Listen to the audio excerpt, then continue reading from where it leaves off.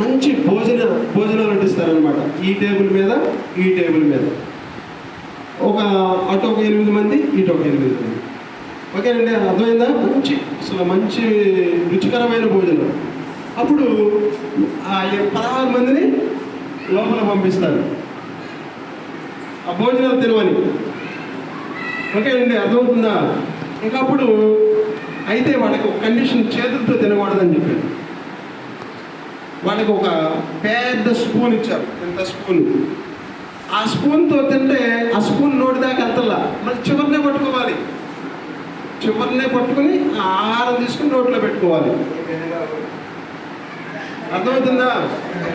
చేయి బెండుకోకూడదు. అప్పుడు వల్లకాల వాళ్ళకి ఆ 16 మంది భోజనం చేయడం కుదరలేదు. ఎంతో ప్రయత్నం చేశారు వాళ్ళు, బయటికి వెళ్ళిపోయారు.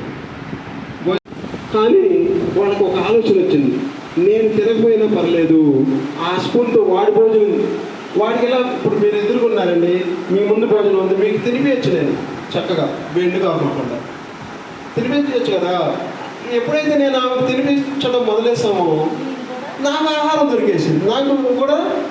అంటే చూసారా మరి, ఇందాక బ్యాచ్ స్వార్థం ఆలోచించారు. ఏ కాడికి నేను తినాలి, నా భోజనం నాది, నేను తినాల్సిందని ఆలోచించారు. ఫస్ట్ బ్యాచ్ వాడు. నేను ఇందాక నుంచి అది స్వార్థం ఉండకూడదు, నాది నేను అనేది ఉండకూడదండి. మనం ఉంది ఇతరుల కోసమే. ఎప్పుడైనా గుర్తుపెట్టుకోండి, ఎప్పుడైనా సేవ చేయడం కోసమే. మరి అక్కడ ఎప్పుడైతే ఇతరులకు సేవ చేశారో ఆటోమేటిక్గా మనకు కూడా ఫుడ్ దొరికింది. ఎందుకంటే దొరికిందా?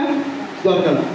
ఇక్కడ దీన్ని బట్టి ఏంటంటే మన చూపు ఎప్పుడు ఇతరులకు ఏం మేలు చేయాలి, నా వల్ల వాళ్ళకి ఏం లాభం కలిగింది, నేను వాళ్ళకి ఏ విధంగా సహాయపడగలను అనే ఆలోచనే ఉండాలి.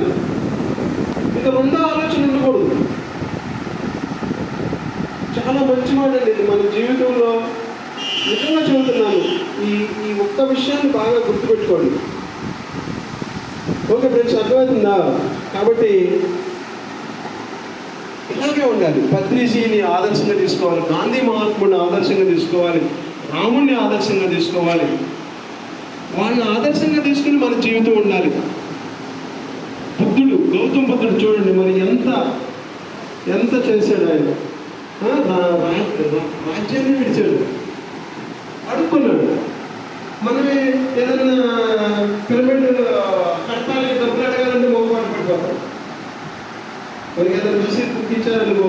నేను ఒకసారి అండి 20 పుస్తకాలు రాపించాను, 25 పుస్తకాలు రాపించాను.